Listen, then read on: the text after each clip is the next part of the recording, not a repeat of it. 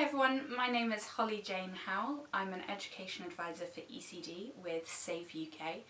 A lot of the time when I'm working with country officers, we do workshops on interactive reading and how to teach caregivers to do interactive reading with their young children. I've been asked a couple of times for a tutorial, so here goes. We're going to start today by talking about what is interactive reading, or dialogic reading as some people call it. We're then going to have a few slides that explain some of the techniques of interactive reading, and then I'm going to do a demonstration of what interactive reading is. So I hope that this will help anyone who wants to learn more about interactive reading. You can also show this video obviously to new staff that might start in the future if they will also be working on interactive reading, or you could also use it in workshops as well. So here we go, our tutorial on interactive reading. So what is interactive reading? This slide tells us how important interactive reading is to support the brain development of children, meaning that they'll be ready, confident and able to learn when they get to pre-primary or primary school. The important thing about interactive reading is that it's about engaging children and helping them to be an active participant in the story. So people normally think that reading with children is really straightforward. We open a book, we read the words to them. That's reading at the child. Interactive reading is about reading with the child, so really engaging them in that storytelling process. So as you can see on this slide, you might take time to ask the child questions, point things out in the illustrations, talk about colours and numbers, relate the story to their lives, be expressive with our voice, face, or even act things out. So this is about reading with the child. And going to slide 2, all of these things help reinforce those 5 fingers of literacy. And they are understanding about words and sounds, knowing the alphabet, knowing what books are, and we'll show you that later in the demonstration, and understanding print, and talking and listening, those 5 skills to help build those foundational literacy skills. And what is it that we want caregivers to do? So hopefully in our sessions, in our maybe a home session, a group session, or even a session taking place in a centre like a pre-primary school, we want to change 3 things in the adults that we are working with. And notice that I've said adults here, because they're often the people that we're working through to deliver our interventions. So maybe that's a teacher, maybe that's a facilitator in a community, or maybe that's a caregiver or parent themselves. So we want to change 3 things. We want to change attitudes, we want to change knowledge, and we want to change behaviour. So some of the attitudes that in doing interactive reading we might want to change are, we want people to feel that it's important to read with the child regularly. We want them to feel excited to read with their child daily and incorporate reading opportunities into daily routine. So this might mean reading a book every bedtime or after having lunch, doing just a 10-minute reading session each day. We want them to feel confident to use expressions and emotions when reading to make it engaging for the child. And the knowledge that we want them to change. We want them to know that reading daily with the child is critical for the brain development of that child and for that child to have a head start when they then start school. And we want them to know how to do interactive reading and know some of the techniques that they can use. So things like count the number of objects in the illustration, ask your child to find something red in the illustration. Even if the child is too young to respond verbally, guide them and give the response for them. If the child is starting to become verbal, then give the child obviously an opportunity to respond themselves. For example, if we were counting the number of objects with a non-verbal child, a very, very young child, we might take their hand and point to those objects. So guiding them and helping them to get the right answer and to connect what we're saying with what we're talking about in the illustration. So they start to learn what those keywords actually mean. And in relation to behaviour, we want people to ask their child questions when reading. This is so important. This is a key part of interactive reading. You might ask questions about the characters, about the colours, counting questions, or my favourite type of question is, what do you think this book is about? Or what do you think happens next? Ask questions to your child at the start, at the end, and ask them to recall what happens in the story when you get to the end. And use expressions and emotions to help your child remain engaged. So if you can't remember all of these things, we have 2 useful techniques or mnemonics to remember them. The first is pair. So the first letters of that word, the letters of that word pair, P-E-A-R, connect to different things that you need to remember. So the first, the P, stands for pause. So pause when you're reading, okay? Pause in your reading and ask a prompt question. Where do you think the cat might be? Okay, so I'm going to take a pause. I'm not going to just keep reading all the words. I'm going to take a pause and ask that question. Okay, the second one, E in pair, stands for encourage. So if your child gets it right, praise them. Say, really good answer. What a good suggestion. Well done. That was very well done. You found all the objects in the picture. Okay, the next letter, A, stands for add. So expand on the response of the child. Okay, add more information so they start to really understand what that keyword means. So if I've asked them, what do you think this story is about? And they said, I think the story is about a dog. We might add more information and say, and what noise does a dog make? Woof, woof, woof. Okay, so we're adding information. And the R in pair, P-E-A-R, stands for repeat. So repeat those key words as you introduce them. So if dog is a key word in this story, introduce the word dog several times. And ask your child to also repeat that key word back to us as well. The next technique stands, again as a mnemonic, it's crown, C-R-O-W-N, okay? And the C in crown stands for complete. So leave a gap for the child to complete the missing word in a sentence. So for example, if I was talking about a bird, and what do birds do? They fly, I might leave a gap in the sentence and say, and how do they fly? They use their woo, were, okay? And I'm leaving a gap so that the child can fill in the word wings. And if they don't know that word yet, then I might lead them to it and say wings. And then next time when I ask that question again, I'd expect the child to know that answer or be able to remember that. We'd also act it out and flap our wings as well. The next letter in crown, C-R-O-W-N, R, stands for remember. So ask the child if they remember what happened earlier in the book. So which character did we meet first? Or which characters have we found in this book? Okay. The next character in crown, C-R-O-W-N, is O, which stands for own. So ask the child if they've ever had experiences similar to this book. Maybe if a character in the book is happy or sad, we could show the children our happy faces and our sad faces. And we can pull those expressions and ask the child to copy them so that they can start to name their own emotions as well. So we're relating it back to their lives. Or likewise, if a little boy in the book, he helps his mum do the cooking, or helps his dad do the cooking, then we might say, have you ever helped your parent do the cooking? So again, we'd relate it back to the child's life. The next technique, the W in crown, stands for W questions. So that's who, what, where, why, when and how. Okay, so ask these questions throughout the book. Keep relating it, keep making the children think, because it will help their comprehension. And those are one of the key skills that we're trying to build. Fluency and comprehension is so important as foundational skills for children. And the last letter in crown, the N, stands for next. So keep asking the children, what do you think happens next in the story? Asking them to predict, asking them to engage, asking them to think creatively and independently.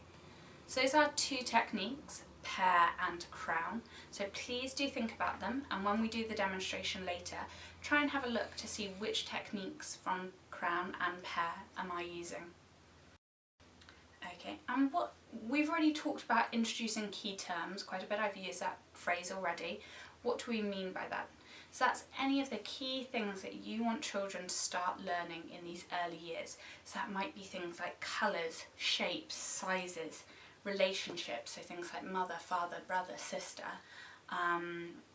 feelings, and particularly being able to name their feelings, so that if they have, if they're upset, that they can then start to vocalise, I am feeling sad, and start to be able to name it to tame it.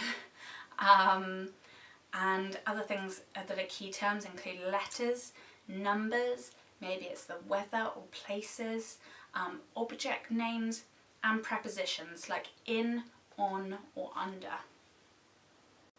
Okay. And finally, we have a few top tips before we start our demonstration. So remember to sit the child so that they can see the page. Hold the book away from you with the pictures facing the children. Talk about the cover page. Too often parents or teachers skip that front page, but that's a page where the children can really start to engage, think critically, predict, and start learning what things like a title even are. So it's so important to spend time talking about that front cover. Find something to talk about on each page. Remember those W questions: who, what, where, why, when, how. And make sure you include questions that link to those. Ask children to connect it with their own lives. And remember to act out different things or make noises or link this back to something that the child can take part in or engage in.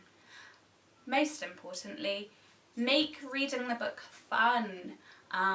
Too often when we're reading as adults, it's quite a dry exercise where we're just reading words. We might be reading it monotonously, but remember that reading with children is very different. This has to be a fun, engaging experience, otherwise they're going to lose interest really quickly. So make sure that children can be active participants, make sure that they're engaged, make sure that this is fun. Okay, so those are our top tips, and now we're going to go on to our demonstration.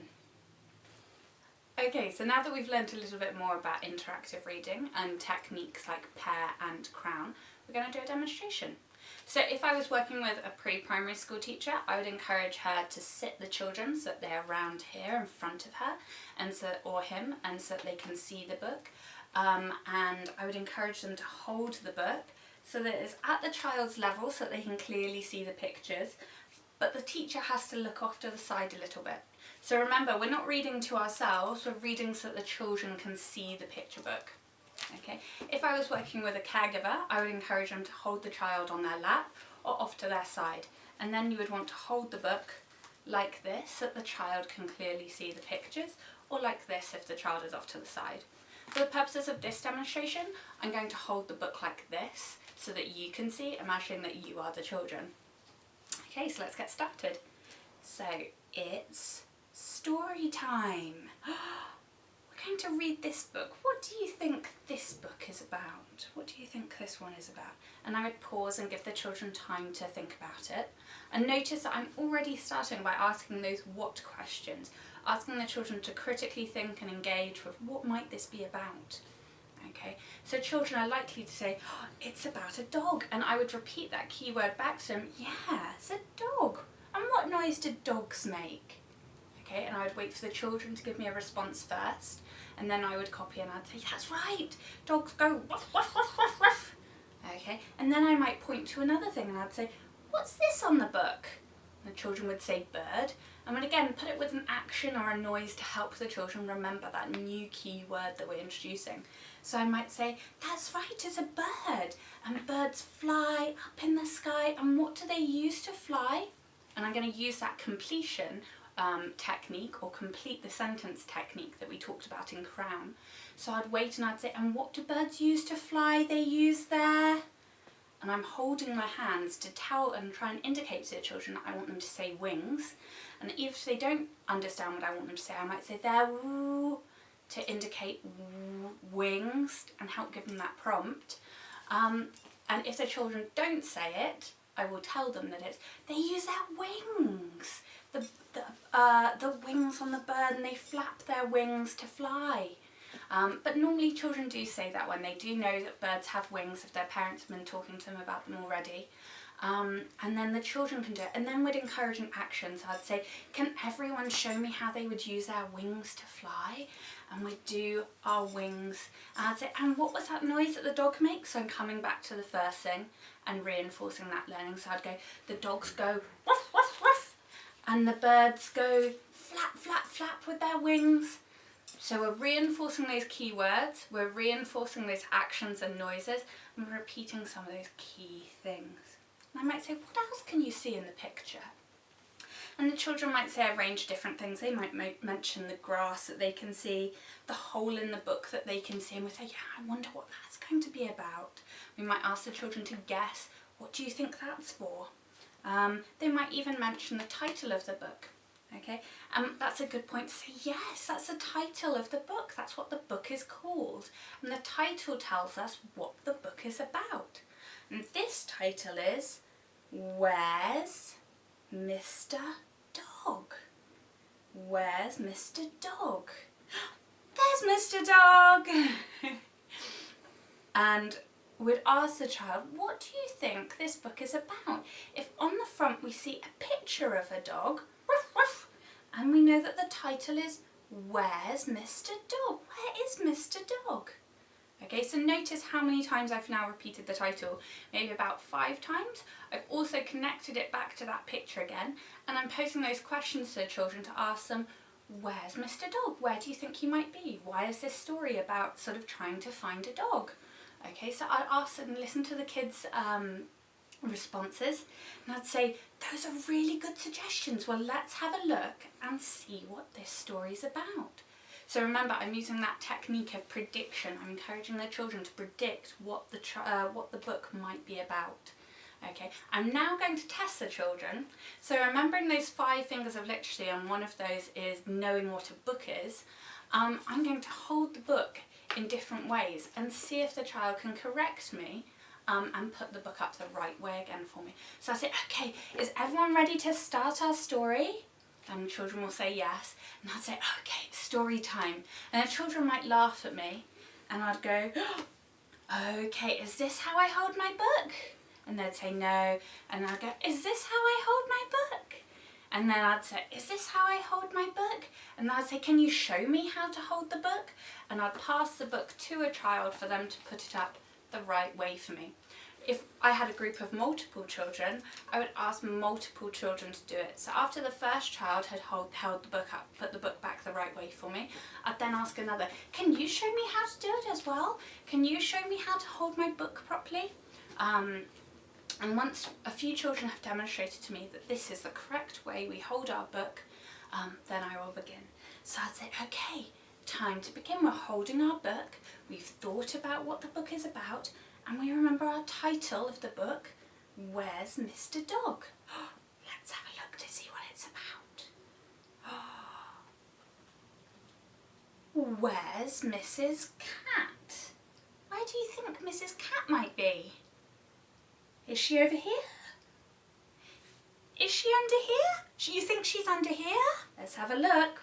Do you think she's under here? There she is. Here she is, it says. So it says, here she is. So where's Mrs. Cat? Here she is. And then I would ask some children as well to say, can you show me where Mrs. Cat is? And ask them to touch the book and bring down the felt flap so that they can show me where she is. Okay, and again, I'd ask a few children to do that. It's important that the children get the opportunity to touch and feel and engage with the book. Okay, and I'd say, oh, so we found Mrs. Cat. What else can you see in the picture? And I'd wait again for the children's responses, and they might talk about the doll or the ball or the spinning top or maybe some of these blocks. And I might even say, oh, that's right, you found the blocks in the picture. How many blocks can you see? 1 block, 2 block. Can anyone show me where the last one is? Can you point to where the last block is? And notice what I'm doing as well. I'm using my finger to indicate the way where the block is so that they can find it and get it right. Okay, so block, and then we'd count it together. I'd say, can you count it with me? How many blocks there are? 1 block, 2 blocks, 3 blocks. 1, 2, 3 blocks. Can you all show me 3 fingers? 1, 2, 3 fingers. And on our blocks we also have letters. Okay, A, B, C. Okay, and we'll talk a little bit more about letters later. But A, B, C. 1, 2, 3 blocks. And I might ask the children also to relate this back to their own life as well. So remember that was one of our techniques that we learned about in the slide deck. So I might say, what's your favourite toy to play with? Does anyone have a favourite toy? You can see lots of toys in this picture. Mrs. Cat is hiding behind a pram, a doll's pram. We can see a doll here, a ball, a spinning top, our blocks. What's your favourite toy? Okay, and I might say my favourite toy is a teddy bear, or my favourite toy is a racing car. And then I'd ask the children to offer their solutions as well. And I say, on the front, the title was Where's Mr. Dog? We've now found Where's Mrs. Cat? Here she is. Who do you think we might find next? I wonder if this book is about finding things. And I'd ask the children to guess, again, predicting what comes next. So what animal do we think might come next? And they'll say all sorts of ideas and suggestions, and we'd say, great ideas, let's have a look. Let's have a look. I wonder, we can see a spider, so we already know where he is. Where's Mr. Mouse? What noise does a mouse make? Squeak, squeak, squeak, squeak, squeak. Squeak, squeak, squeak, squeak, squeak. And again, I'd ask the children to do it with me, and I'd say, does anyone know where he is? And I'd show the book to the children and ask them to pull down the felt to show me. And I'd say, well done! Here he is. Here's Mr. Mouse. So again, I really like this book because there's lots of repetition, there's lots of opportunities for the children to get involved and engage, pulling down the flaps, thinking about the different animals, the noises they might make, different things that they can see in the picture. And the illustrations are really simple, but there's always something for the child to engage with in each picture. So again here, when we're talking about the spider, I might say, so when we first looked at this page, we didn't know where Mr. Mouse was, but you showed me another animal. You showed me a spider. Has anyone ever seen a spider before? And we'd ask the children again, relate it back to their own lives, and if they've seen a spider before, most of the children will have. And we'd say, can you show me your spider hands? Can you show me how a spider moves? Do they go and do they spin webs? So they make their home as a web. So they spin their webs. So now we have, and I might repeat this again at this point and ask again using the completion exercise that we talked about during the slides. I'll say, what noise does Mr. Dog make? And I'd pause and I'd let the children do it because we've now talked about this a couple of times. So then they'd go ruff, ruff, ruff. We'd now say, and what does Mr. Bird do? Does anyone remember? He uses his, and then the children would say wings and they'd flap their arms. We'd say, can anyone tell me what noise a cat makes? And we'd say, meow, meow together. We'd say, and what do spiders do? And we'd all do our spider hands. And we'd say, and what do mice do? They go squeak, squeak, squeak, squeak, squeak. Okay, so we're recapping each time on all the different things, but also providing the children an opportunity to get involved as well. This is a very busy picture. What can people see in here? What are all the different things that we can see around here? Flowers, lots of flowers growing in a pot. Lots and lots of flowers. Can anyone count them with me? So we've got 1 flower, 2 flowers, 3 flowers, 4 flowers, 5 flowers. Can you count them with me as well? 1, 2, 3, 4, 5. And each time I'd want the children to be pointing to it, and it hopefully would encourage the children to count out loud with us as well. So I'd say, I can't hear you, can you count with me? Okay. And notice how many times I repeated the word flower when I was saying it. If this is a new key word for the child, then we need to repeat it several times on that page. Who do you think might be hiding in here? What animal has ears like this? And obviously this might not be relevant in all contexts, this book. Please use books that are appropriate to your context. But in an English context, a child might already know that a rabbit has ears like this. Okay, and I would expect them to be able to answer that for me. Or if they couldn't answer that for me, we might be able to guess together. So I might say, oh, what is it?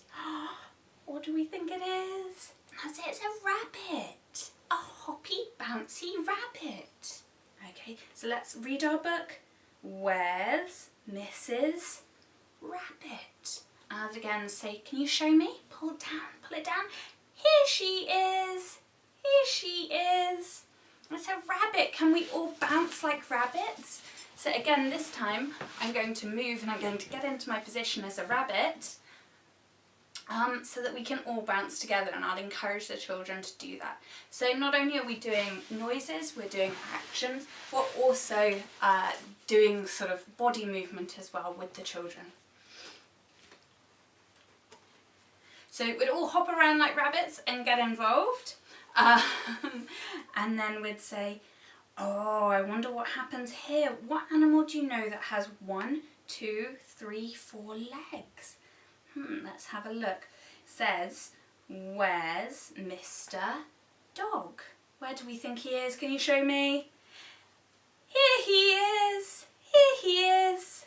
And each time again, we're pointing to it with our finger on those words. Where's Mr. Dog? Here he is. And we might say, oh, who do we think might these belong to?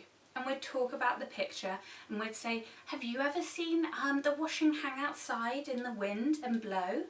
And that's how the washing dries, when we put it outside and the wind blows and the sun shines and it takes all the water in the clothes and makes them dry.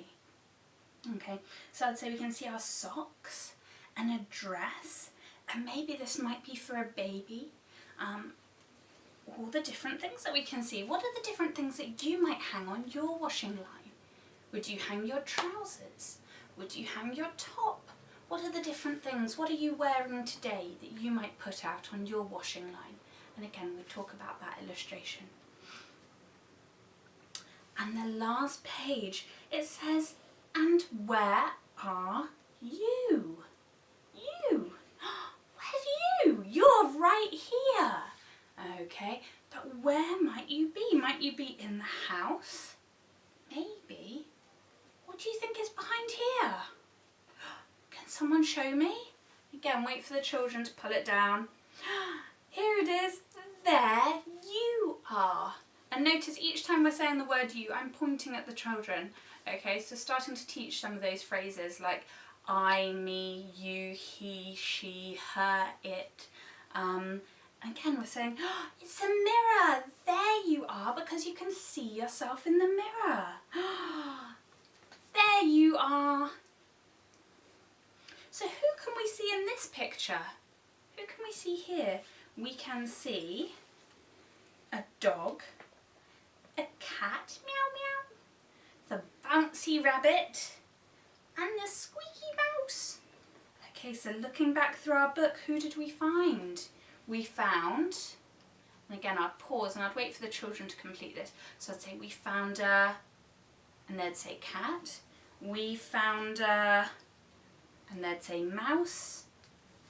We found a bunny. We found a rabbit, the rabbit. We found a dog, ruff ruff. And here they all are at the end of the book again.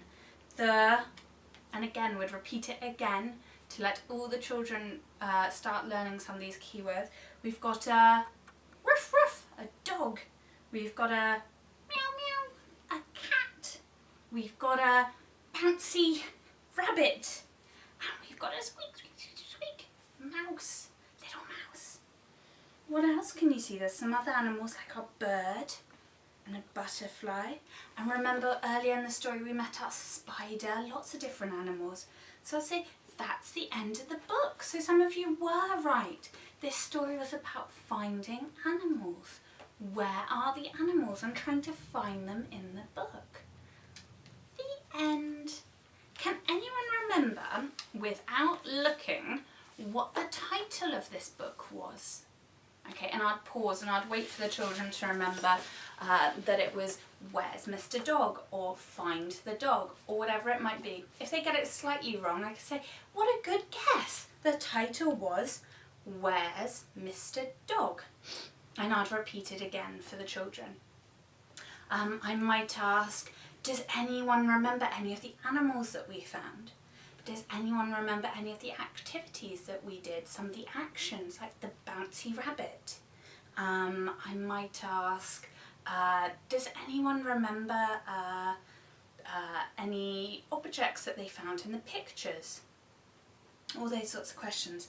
I might ask, what colours can you see on this front page? And when the children pick one of the colours, so maybe it's brown, maybe it's red, maybe it's yellow, I might say, can you take the book and find me the same colour in it? So I'd pass the book to the child and maybe they could also find that there is red here, or there is brown on the plate, or there is yellow on the cheese, whatever it might be. So we can introduce colours. We did counting a lot throughout the book. And I might again ask children to relate it back to their own lives. So I might say, what's your favourite animal? Can you remember the dog in the picture or the cat in the picture?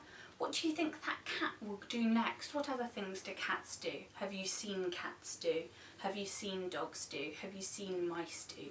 So again, relating it back to the child's own life. Okay, I hope you've enjoyed this tutorial and I hope that you found it useful. Please do remember though that this tutorial has been for very young children, so children in the early years, 0 to 3 age group. If you want to introduce techniques like decoding while you read as well, we would definitely encourage you to do that, but please do that with children in the upper end of that age limit, or in the 4 to 6 category and beyond. Once again, if you have any comments, please leave them below. I will be sure to get back in touch with you. Or if you have any requests for any other tutorials, please do reach out. I hope that you've enjoyed this tutorial and found it useful. Thank you for watching.